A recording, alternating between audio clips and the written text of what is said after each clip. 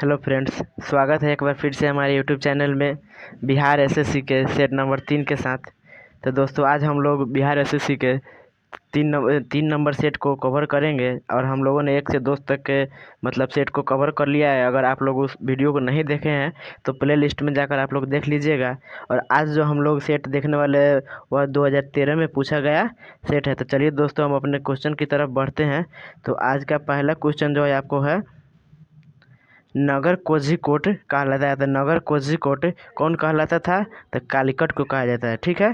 दूसरा number question है, राष्ट्रीय गीत इस उपन्यास से लिया गया था। राष्ट्रीय गीत किस उपन्यास से लिया गया है?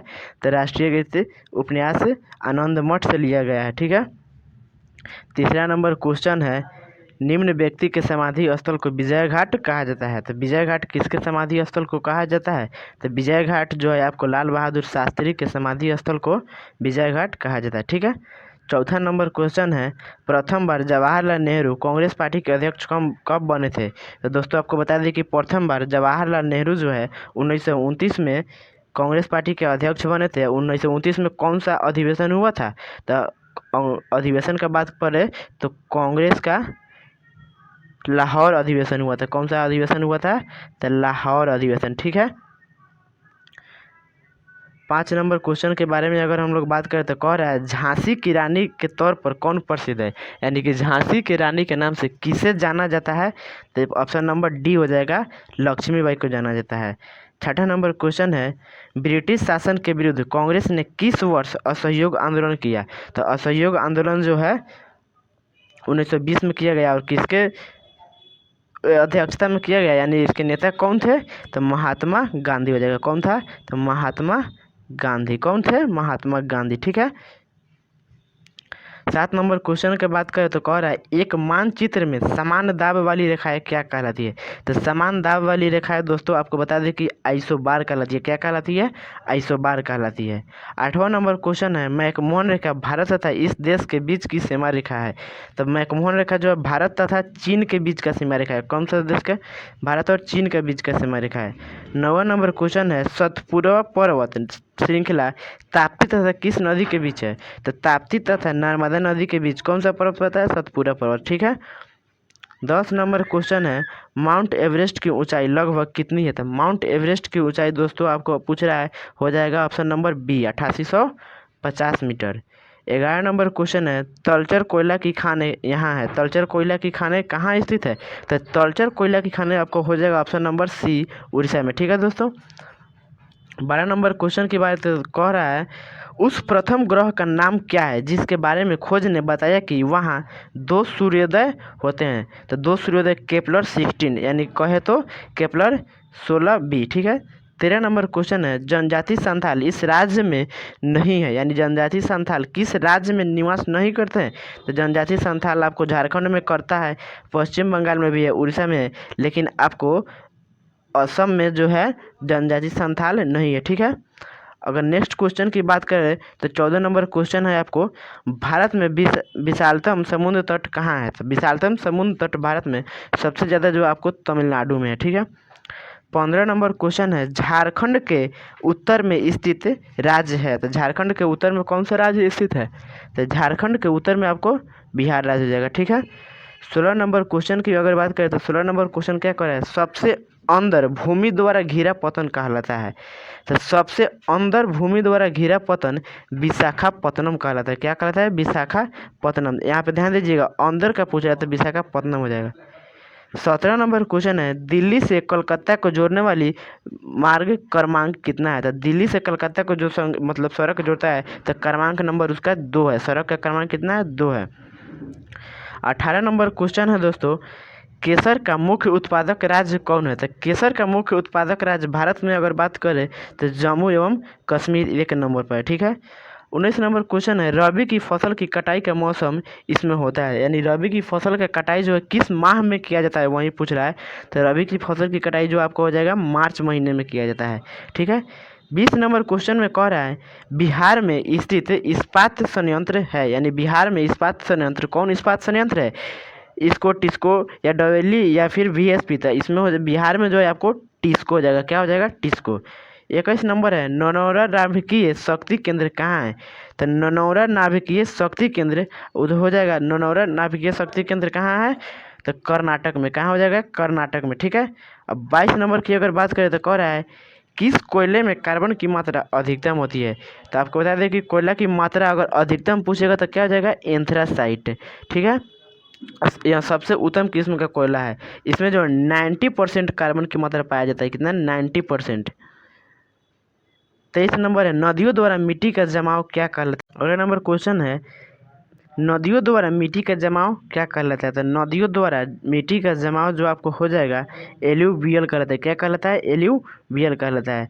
24 नंबर क्वेश्चन कह रहा है चीन की संसद क्या कहलाती है? तो चीन की संसद को नेशनल पीपुल्स कांग्रेस कहा जाता है। क्या कहा जाता है? नेशनल पीपुल्स कांग्रेस कहा जाता है। और जापान का क्या कहलाता है? तो डाइट कहलाता है। क्या कहलाता है? डाइट कहलाता है। ठीक है। 25 नंबर क्वेश्चन है जवाहरलाल नेहरू इस समय तक प्रधानमंत्री थे, यानी जवाहरलाल नेहरू कब तक प्रधानमंत्री रहे? तो जवाहरलाल नेहरू भारत का प्रथम प्रधानमंत्री बनकर 1964 तक भारत के प्रधानमंत्री रहे। ठीक है। 26 नंबर क्वेश्चन है भारत में संघ शासित प्रदेशों की संख्या कितनी है? तो भारत में संघ शासित प्रदेशों की संख्या 7 है। अगर केंद्र शासित प्रदेश की संख्या पूछेगा तो 9 हो जाएगा। ठीक है। 27 नंबर क्वेश्चन है भारत में प्रथम महिला मुख्यमंत्री कौन थी? तो भारत की प्रथम महिला मुख्यमंत्री की बात करें तो सुचेता कृपलानी। क्या हो जाएगा? सुचेता कृपलानी। 28 नंबर क्वेश्चन है दोस्तों इस व्यक्ति ने लोकसभा चुनाव में सबसे ज़्यादा वीटो से जीतने का विश्व रिकॉर्ड कायम किया। तो किसने विश्व में रिकॉर्ड कायम किया है लोकसभा चुनाव में? तो रामविलास पासवान। ठीक है। रामविलास पासवान। 29 नंबर क्वेश्चन है किसे फ्रंटियर गांधी कहा जाता है? तो फ्रंटियर गांधी खान अब्दुल गफ्फर खान को कहा जाता है। किसे? खान अब्दुल गफ्फर खान को कहा जाता है। इन्हीं को सीमांत गांधी के नाम से भी जाना जाता है। ठीक। 30 नंबर क्वेश्चन है इस वर्ष प्रथम व्यक्ति अंतरिक्ष में गया था, यानी अंतरिक्ष में कब गया? सबसे पहली बार कब आदमी गया था? तो अंतरिक्ष में जो है सबसे पहली बार आदमी 1961 में गया। कब गया था? तो 1961 में गया था। 31 नंबर क्वेश्चन है ओमेगा 3 इसका एक वर्ग है। ओमेगा 3 किसका वर्ग है? तो ओमेगा 3 वसीय अम्ल का वर्ग है। ठीक है। 32 नंबर है निम्न में से कौन परमाणु संरचना के सिद्धांत से संबंधित नहीं था? तो परमाणु संरचना के सिद्धांत से संबंधित क्यूरी नहीं था। ठीक है। 33 नंबर क्वेश्चन है इस धातु के यौगिक कुछ शीशों तथा साबुन दोनों के घटक है। किसमें? कैल्शियम हो जाएगा। ठीक है। इसका 34 नंबर हो जाएगा इस तत्व का परमाणु भार मानक के रूप में लिया जाता है। किस तत्व का परमाणु भार मानक के रूप में लिया जाता है? किस तत्व के परमाणु भार मानक के रूप में लिया जाता है? कार्बन का। ठीक है। 35 नंबर है हाइड्रोजन के समस्थानिकों की संख्या कितनी है? तो हाइड्रोजन के समस्थानिकों की संख्या जो हो जाएगा आपको 3 हो जाएगा। ठीक। 36 नंबर की अगर बात किया जाए तो कह रहा है पिच ब्लेंड इसका एक अयस्क है। पिच ब्लेंड किसका अयस्क है? तब पिच ब्लेंड आपको हो जाएगा यूरेनियम का अयस्क हो जाएगा। किसका अयस्क हो जाएगा? यूरेनियम का। Option number A. 37 नंबर है मिश्र धातु एल्युमिनियम ब्रांज में उच्चतम अनुपात में क्या उपस्थित होता है? तो उच्चतम अनुपात में इसमें आपको हो जाएगा लेड। क्या हो जाएगा? लेड हो जाएगा। ठीक है। 38 नंबर क्वेश्चन की अगर बात करें दोस्तों तो दिया है अकार्बनिक यौगिकों से संश्लेषित प्रथम कार्बनिक यौगिक था। अकार्बनिक यौगिकों से संश्लेषित प्रथम कार्बनिक यौगिक कौन था? तो यूरिया था। कौन था? यूरिया। अब कह रहा है वोल्टेज अभिक्रिया किसको प्राप्त करने के लिए प्रयुक्त मानी जाती है? तो एल्केन को प्राप्त करने के लिए। 40 नंबर क्वेश्चन है सिरके का पीएच मान क्या होता है? तो सिरके का पीएच मान आपको बता दें दोस्तों 3 होता है। क्या होता है? 3 होता है। 41 नंबर है ग्लिसरॉल में प्राथमिक एल्कोहलिक समूहों की संख्या कितनी होती है? तो ग्लिसरॉल में प्राथमिक एल्कोहलिक समूहों की संख्या आपको दोस्तों 2 होती है। कितनी होती है? 2 होती है। नेक्स्ट क्वेश्चन की अगर बात करें तो कह रहा है 42 नंबर में प्रकाश संश्लेषण का प्राथमिक उत्पाद है। तो प्रकाश संश्लेषण का प्राथमिक उत्पाद क्या हो जाएगा? ग्लूकोज हो जाएगा। क्या हो जाएगा? ग्लूकोज। 43 नंबर क्वेश्चन के बारे में अगर बात करें तो कह रहा है मशरूम क्या है? मशरूम एक प्रकार का कवक है। क्या है? कवक है। ठीक है। 44 नंबर क्वेश्चन है यह प्रकंद का एक उदाहरण है। प्रकंद का उदाहरण क्या हो जाएगा? तो प्रकंद का उदाहरण अदरक हो जाएगा। क्या हो जाएगा? अदरक हो जाएगा। 45 नंबर क्वेश्चन में आपको दोस्तों देखिए आपके सामने है, क्या बता रहा है, सबसे जोर से बोल सकने वाला जंतु कौन है। तो सबसे जोर से बोल सकने वाला जंतु नील हवेल जो है। प्रकाश संश्लेषण तथा श्वसन का सामान्य उत्पाद क्या है। प्रकाश संश्लेषण तथा उत्पादन का सामान्य उत्पाद जल है। आपको दोस्तों आप लोग सोच रहे होंगे ग्लूकोज, लेकिन नहीं, ग्लूकोज इसका गलत आंसर है, ठीक है, जल हो जाएगा, ठीक है। 47 नंबर हो जाएगा, अंतःस्रावी ग्रंथि का एक उदाहरण है। अंतःस्रावी ग्रंथि का उदाहरण क्या है। तो थायराइड। थायराइड क्या है, अंतःस्रावी ग्रंथि का एक उदाहरण है। 48 नंबर है, कौन सा अंग पित्त का श्रवण करता है। तो पित्त का श्रवण आपको दोस्तों बता दें कि यकृत करता है। कौन करता है, यकृत। 49 नंबर क्वेश्चन है, रिकॉम्बिनेंट डीएनए टेक्नोलॉजी के विकास के पश्चात ही यह तकनीक संभव हुई। कौन सा तकनीक डीएनए के टेक्नोलॉजी के बाद संभव हुआ था। तो डीएनए उंगली मुद्रण। 50 नंबर की बात करें तो कह रहा है, निम्न का कारण विषाणु है। किसके कारण विषाणु है। तो आपको 50 नंबर क्वेश्चन दोस्तों बता दें कि रेबीज के कारण विषाणु है। 51 नंबर में कह रहा है, गति का अध्ययन क्या कहलाता है। तो गति का अध्ययन दोस्तों आपको बता दें काइनेमेटिक्स कहलाता है। क्या कहलाता है, काइनेमेटिक्स कहलाता है। 52 नंबर की अगर बात करें तो कह रहा है, क्वांटम का सिद्धांत किसने दिया। तो क्वांटम का सिद्धांत बता दें दोस्तों आपको प्लांक ने दिया था। किसने दिया था, प्लांक ने दिया था। 53 नंबर क्वेश्चन है, वह यंत्र जो अत्यधिक तापक्रम मापता हो क्या कहलाता है। अत्यधिक तापक्रम मापने वाला यंत्र कौन है।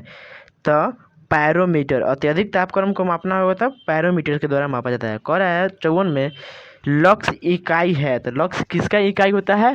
तो लक्स आपको बता दे कि प्रदीप्ति का इकाई होता है। और 55 नंबर क्वेश्चन है और आज का अंतिम क्वेश्चन है दोस्तों, यह एक अश्वशक्ति का समतुल्य है। अश्वशक्ति के समतुल्य कौन होता है। तो 746 वाट। तो दोस्तों आज के सेशन को हम समाप्त करते हैं। और आप लोग पिछले वीडियो को भी जाकर देख लीजिएगा अगर नहीं देखे हैं तो, ठीक है।